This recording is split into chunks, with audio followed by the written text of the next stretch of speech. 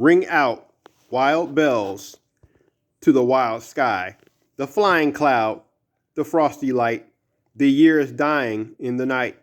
Ring out wild bells and let him die. Ring out the old, ring in the new. Ring happy bells across the snow. The year is going, let him go. Ring out the false, ring in the true. Ring out the grief that saps the mind. For those that hear, we see no more.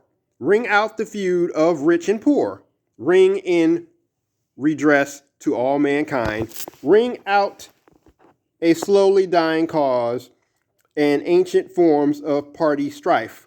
Ring in the nobler modes of life with sweeter manners, purer laws. Ring out the want, the care, the sin, the faithless coldness of the times. Ring out my mournful rhymes, but ring the fuller minstrel in. Ring out false pride in place and blood, the civic slander and the spite. Ring in the love of truth and right. Ring in the common love of good. Ring out old shapes of foul disease. Ring out the narrowing lust of gold. Ring out the 1,000 wars of old. Ring in the 1,000 years of peace. Ring in the valiant man and free, the larger heart, the kindler hand. Ring out the darkness of the land. Ring in the Christ that is to be.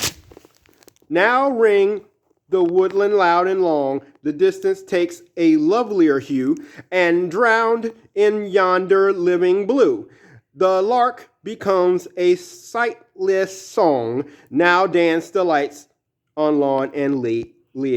The flocks are whiter down the vale, and milkier every milky sail on winding stream or distant sea, where now the seamew pipes or dives in yonder greening gleam and fly the happy birds that change their sky to build and brood that live their lives from land to land. And in my breast spring weakens too, and my regret becomes an April violet and buds and blooms like the rest. Alfred Lord Tennyson to his friend and brother-in-law in Memorium A.H.H. Sorry. I just found out about these people I just found out about this guy's brother-in-law last week? So yeah. But this is like the longest poem ever written. Took him 17 years to write this, but because he wrote it for his brother-in-law who died. In Memoriam A.H.H. by Alfred Lord Tennyson for Arthur Hallam, who died suddenly at the age of 22, probably of a stroke. Most promising young man in generation.